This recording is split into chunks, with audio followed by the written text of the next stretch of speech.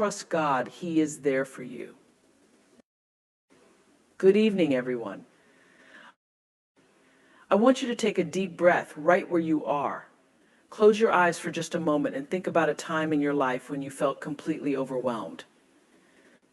That moment when you didn't have the answers, didn't know which way to turn, when the weight of the world felt like it was sitting squarely on your chest.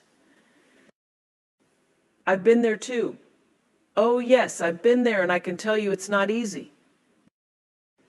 But it's in those very moments when we are stripped down to the rawest versions of ourselves that we learn something incredible. It's in those moments of complete uncertainty that we are reminded of the power that guides us, the force that carries us even when we don't realize we're being carried. You know what I'm talking about? Some call it faith, others call it grace. But I want to talk to you today about the profound power of trust.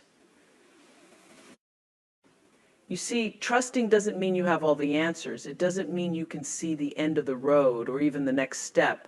Trusting means you allow yourself to lean into the unknown, knowing deep within your soul that you are not alone. There's a reason why you've made it this far, why you've survived your hardest days.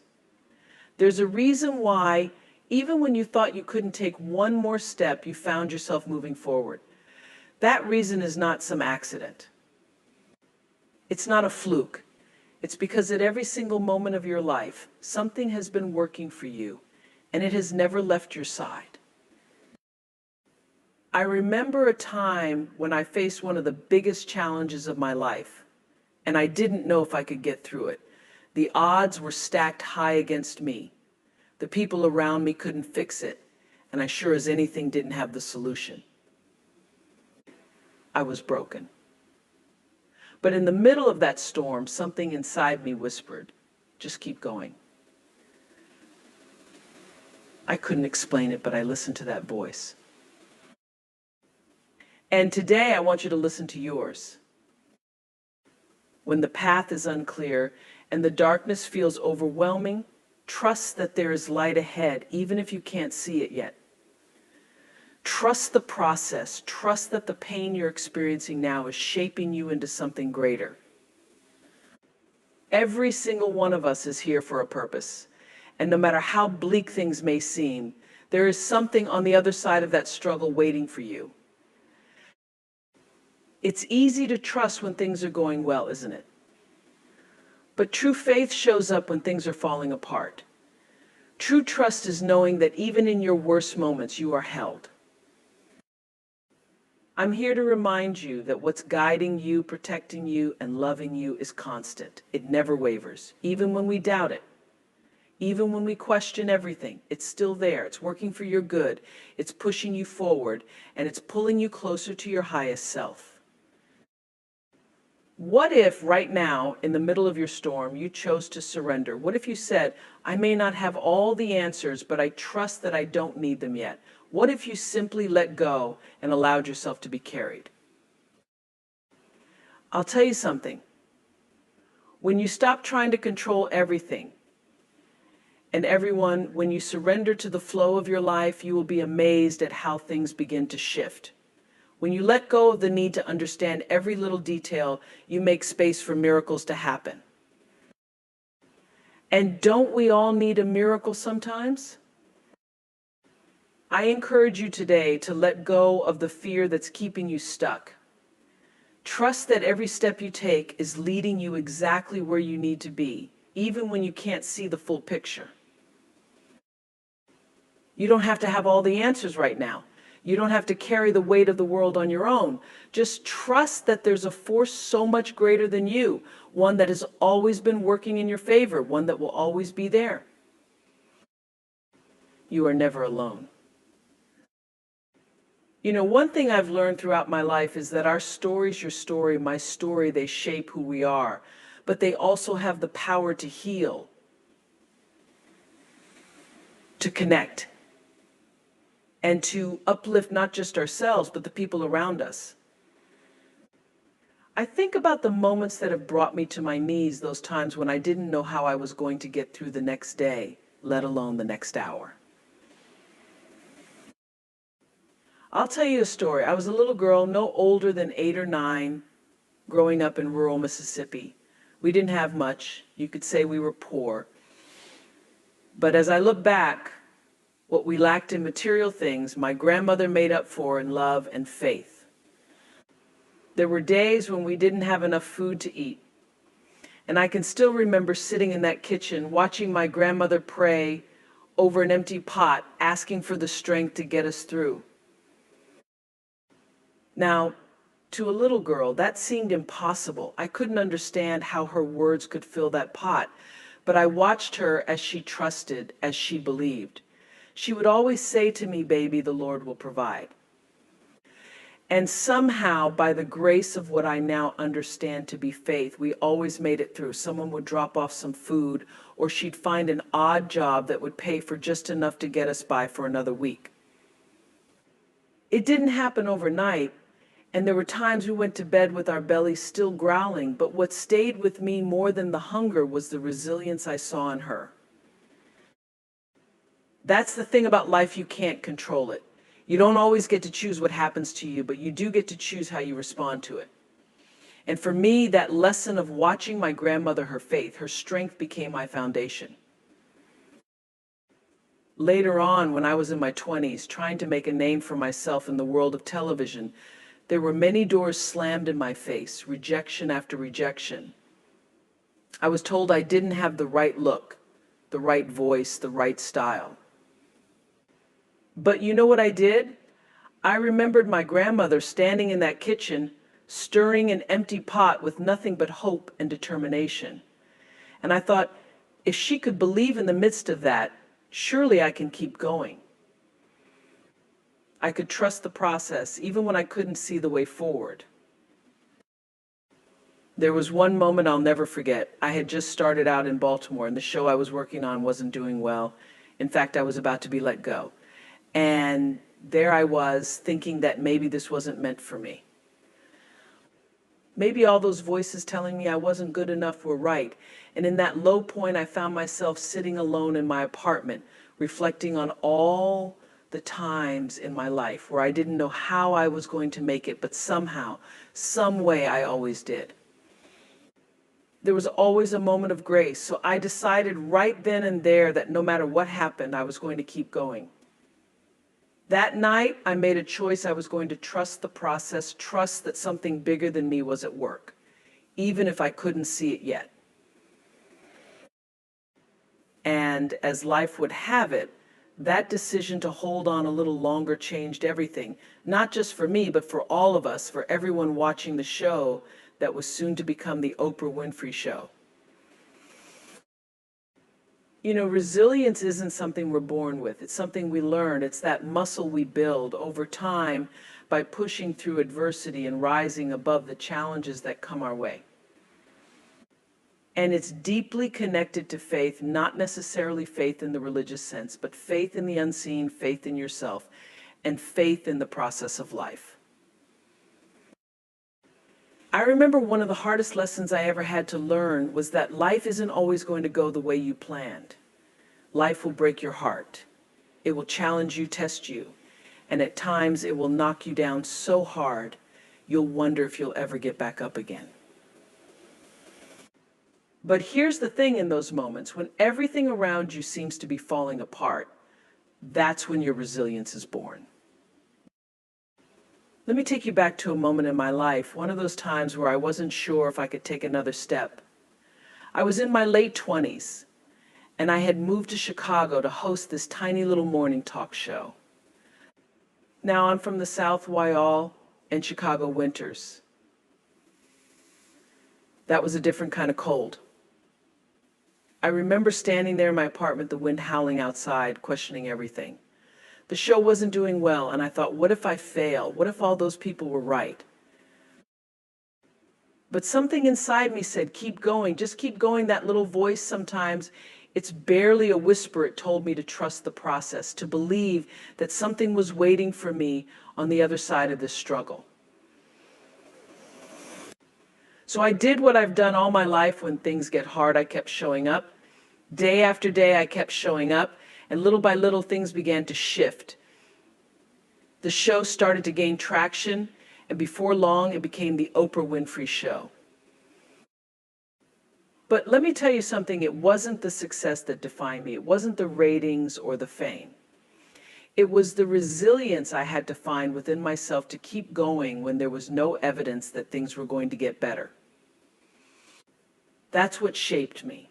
That's what builds character. It's in those moments when you're faced with doubt, with fear, with failure, that you have to dig deep, deeper than you ever thought possible, and pull out that strength that's been inside you all along.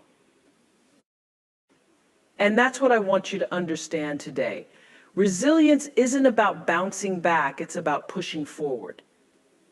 It's about knowing that every setback, every heartbreak, every single time life brings you to your knees, it's not the end of your story. No, it's just a chapter, and what keeps you turning the pages, what keeps you moving forward is faith. Faith in what? Faith in the power within you. Faith that no matter how dark the night, morning is coming. You may not know how, you may not know when, but trust me when I say dawn always breaks. I've had moments where I couldn't see the light at the end of the tunnel. But faith isn't about seeing the light, it's about trusting that it's there even when you can't see it yet. Faith is that quiet, unshakable belief that there's something greater than your circumstances. It's believing that every storm, no matter how fierce, will pass and you will stand stronger, wiser, and more whole on the other side. Let me tell you another story. There was a time right after the show took off when I faced one of the most public challenges of my career. I had just launched my magazine, Oh, and it wasn't doing well.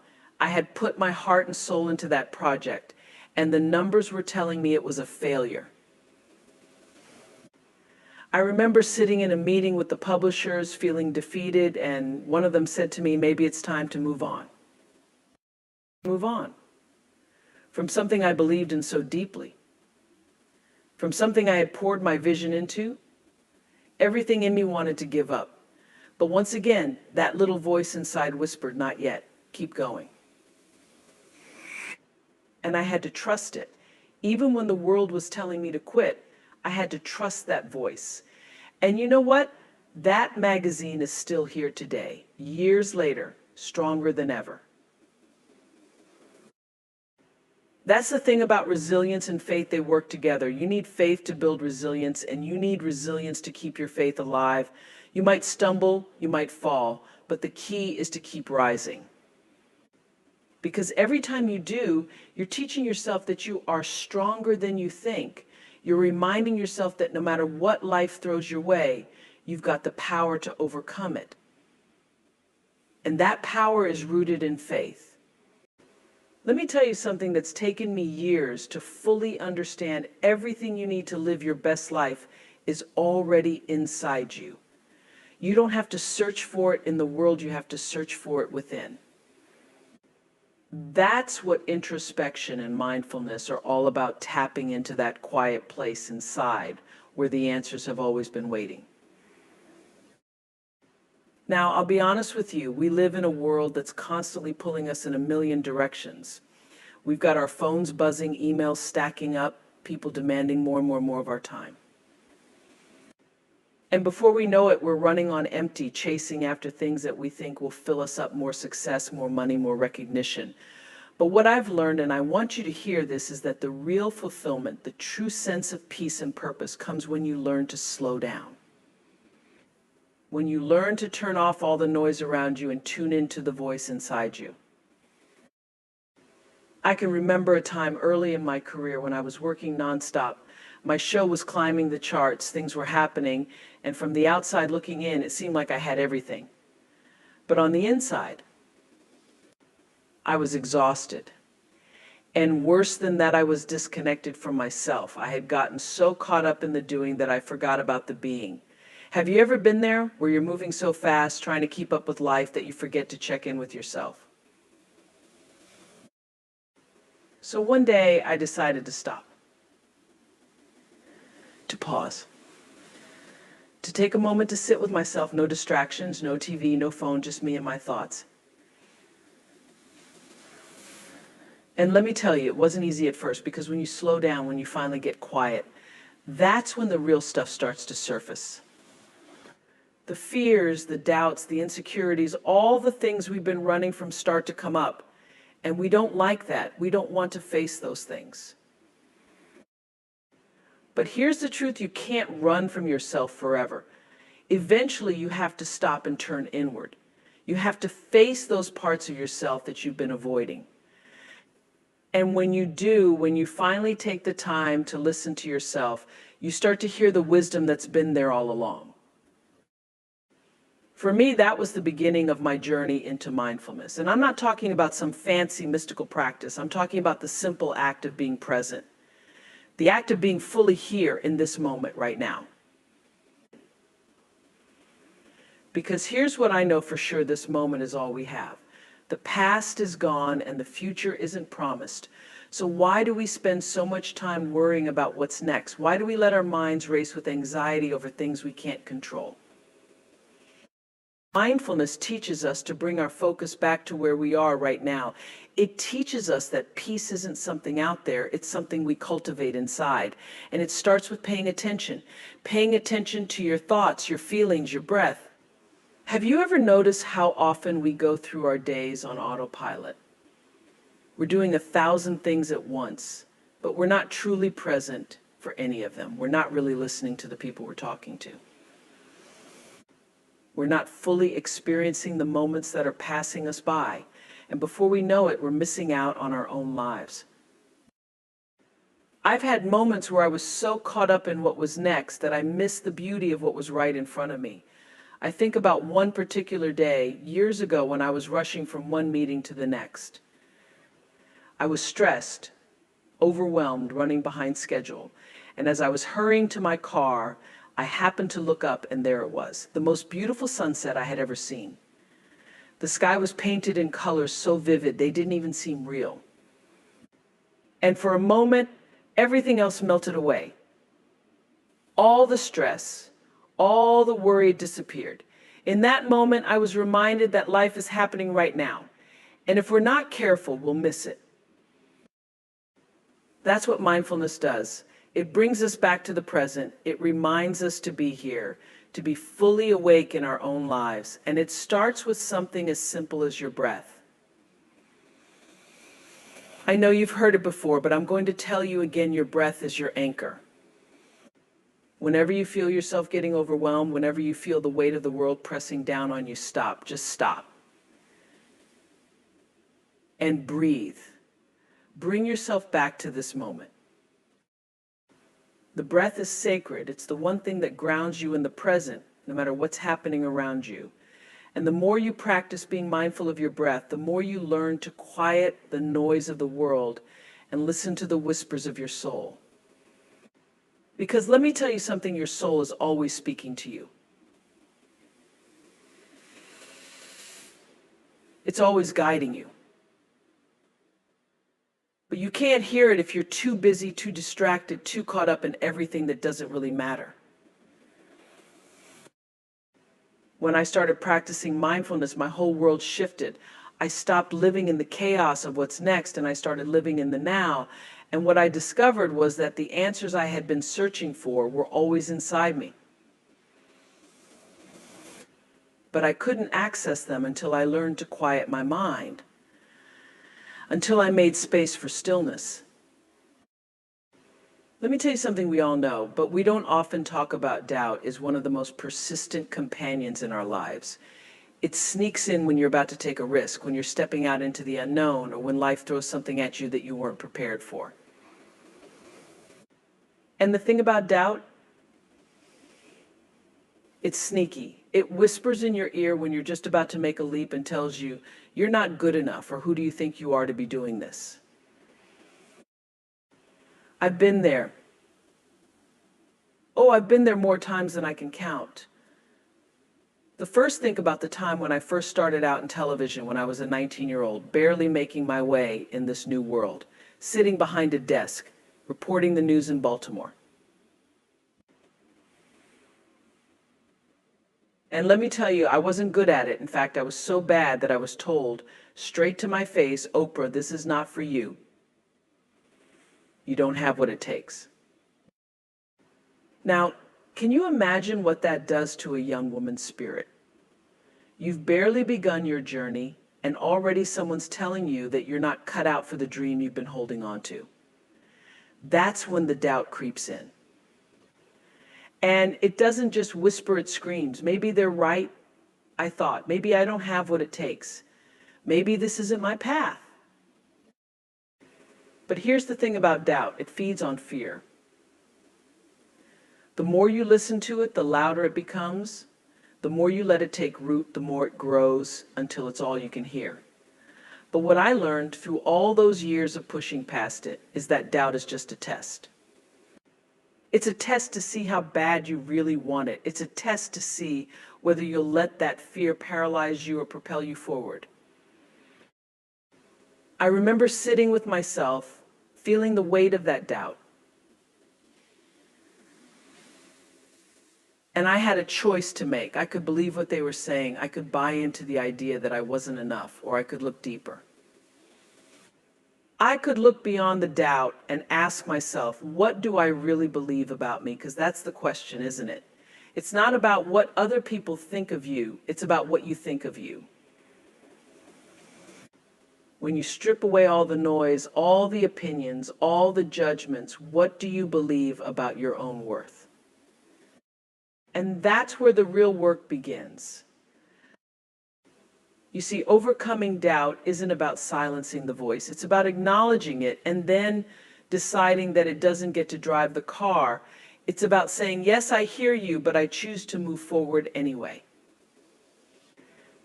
Because doubt is always going to be there. Even now, in all that I've accomplished, there are still moments where it shows up. But what I've learned is that doubt doesn't have to be a roadblock. It can be a stepping stone. It can be the very thing that pushes you to prove yourself wrong. Let me tell you another story. Years ago, when I was preparing to end the Oprah Winfrey show, I felt that same doubt creeping back in. Here I was, standing on the edge of a new chapter, about to let go of something that had been my life for 25 years. And the doubt came in like a flood. What if you're making the wrong decision? What if people forget about you? What if this is the biggest mistake of your life you see? Doubt doesn't care how successful you've been. It doesn't care how much you've accomplished. It will show up again and again whenever you're on the brink of change. But here's what I know to be true: doubt and fear are a part of growth. They're part of stepping into something new, something greater. And every single time I've faced it, every single time I've chosen to move through it, I've come out on the other side stronger, wiser, and more aligned with my true purpose. What I want to say to you today is this: don't be afraid of doubt. Don't be afraid of those moments when you question yourself, when you wonder if you're enough. Those moments are an invitation to dig deeper, to get clearer on who you are and what you're capable of. Every time you confront doubt, you have the opportunity to choose faith instead. Faith in yourself, faith in the journey, faith in the fact that you wouldn't have the dream if you didn't already have what it takes to make it happen. And when I say faith, I'm not talking about blind optimism. I'm talking about a deep, unwavering belief that no matter what, you have the power within you to rise. Because here's what I know for sure: you are more than enough. You are more than capable. And the very fact that you faced doubt before and made it through to the other side is proof of that. So the next time doubt shows up, and I want you to remember that it's not a sign that you're on the wrong path. It's not a signal that you should turn back. It's a signal that you're on the edge of something big, something life-changing, something that's going to require you to grow in ways you never thought possible. I've seen it happen in my own life time and time and time again. Every time doubt came knocking, I had to make a decision. Was I going to let it stop me? Or was I going to push through? And every single time I chose to push through, I discovered that the very thing I was doubting was the thing I was meant to do all along. You have to trust yourself, even when the doubt feels overwhelming, because underneath that doubt is the truth of who you really are. And let me tell you, that truth, it's powerful, it's unstoppable, and it's waiting for you to claim it.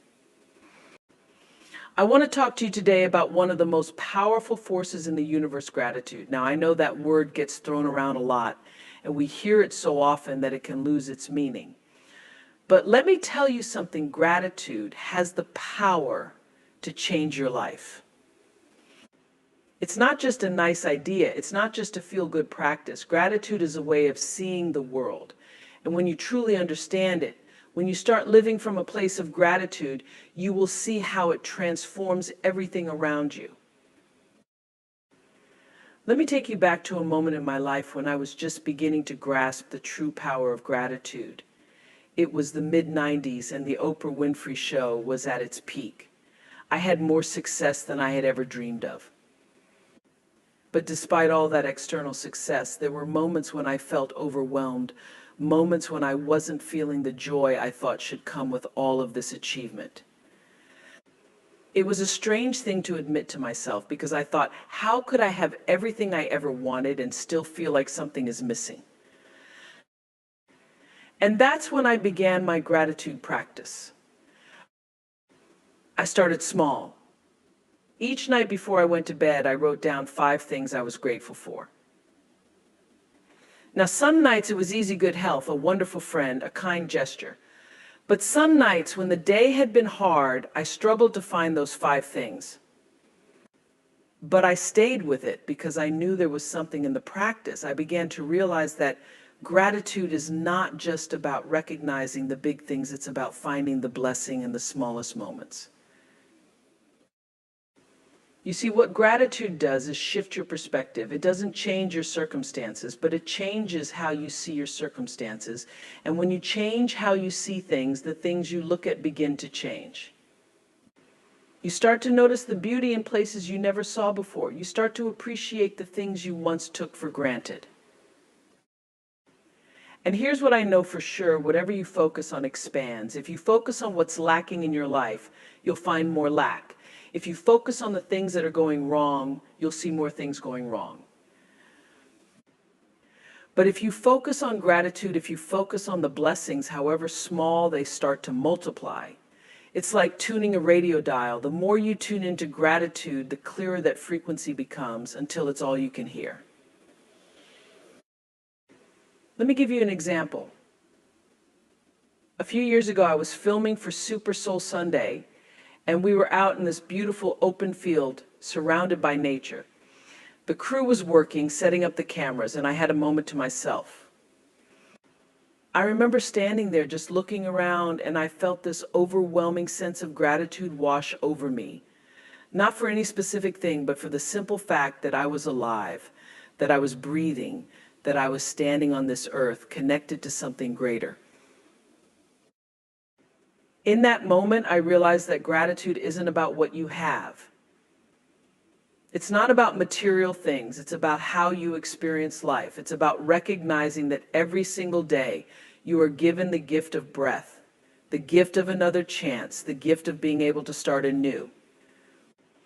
And when you wake up in the morning with that kind of perspective, when you look at your life through the lens of gratitude, everything changes.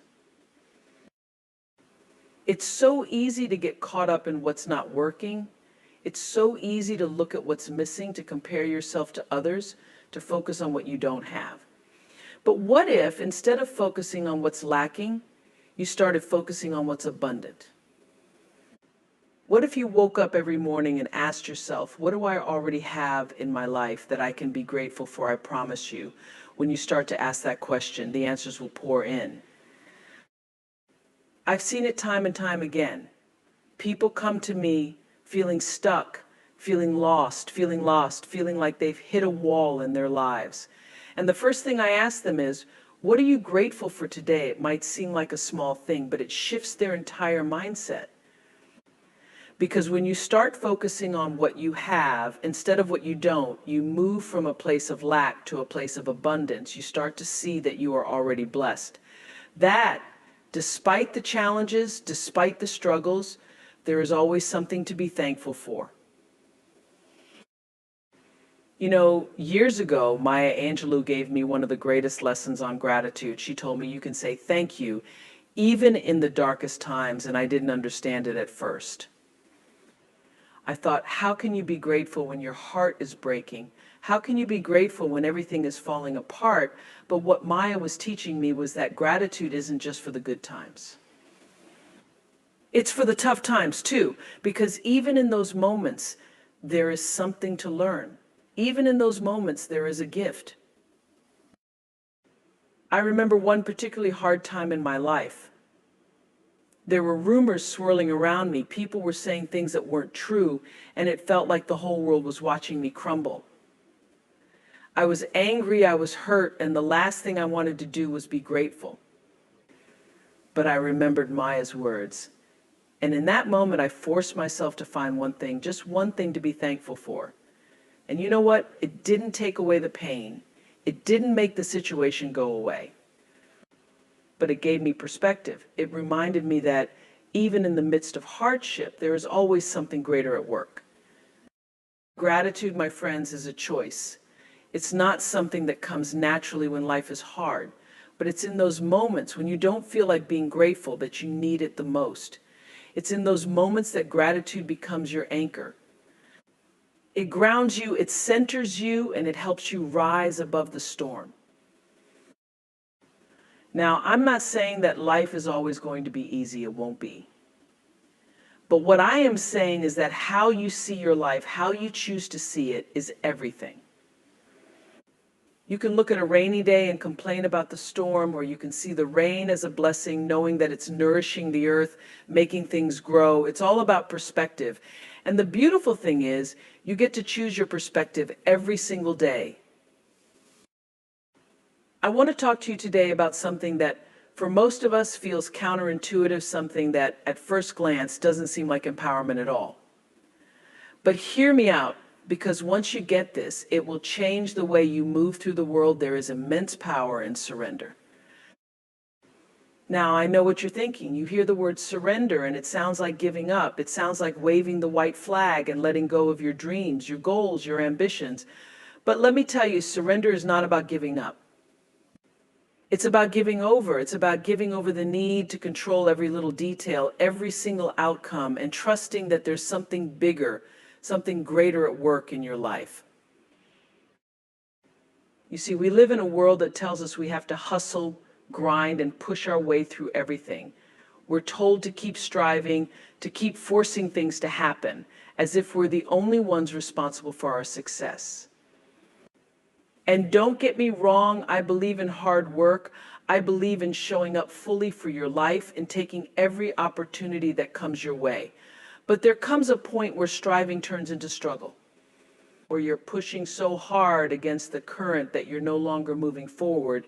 You're just exhausting yourself, and that's where surrender comes in. I've been there, I've lived it. In the early years of building my career, I thought I had to do it all. I believed that if I didn't stay on top of everything, if I didn't work around the clock, things would fall apart. I carried the weight of the world on my shoulders, thinking that I had to have all the answers all the time. But there was a point, a breaking point, where I realized that I was trying to control things that weren't mine to control. I was trying to manage outcomes that were never meant to be in my hands. And let me tell you, trying to control everything will wear you down. It will make you feel like you're swimming upstream, fighting against the flow of your own life. That's when I learned one of the most powerful lessons I've ever been given. When you let go, you make space for grace. When you stop fighting, you allow the universe to move through you and for you in ways you couldn't have imagined. I remember a time when I was faced with a huge decision about my career, and I didn't know which way to turn. I was overwhelmed with fear, with doubt, with the pressure to make the right choice. I spent days agonizing over it, trying to figure out every possible outcome, weighing the pros and cons as if the answer could be found through sheer will. But then, in the midst of all that turmoil, I had a moment of clarity. I realized that I was trying to control something that wasn't mine to control. And in that moment, I decided to surrender. I let go of the need to have all the answers, and I said to myself, I trust that whatever happens, I will be okay. I trust that there is a greater plan at work here, and I am willing to let it unfold. And wouldn't you know it, the moment I let go, the answer came. The clarity I had been searching for revealed itself, not because I forced it, but because I made room for it. That's what surrender does. It doesn't take away your power, it amplifies it. It aligns you with the flow of your life rather than working against it. It allows you to step into a space where you are co-creating with the universe rather than trying to control every single outcome on your own. I want to ask you something. Where in your life are you holding on too tightly?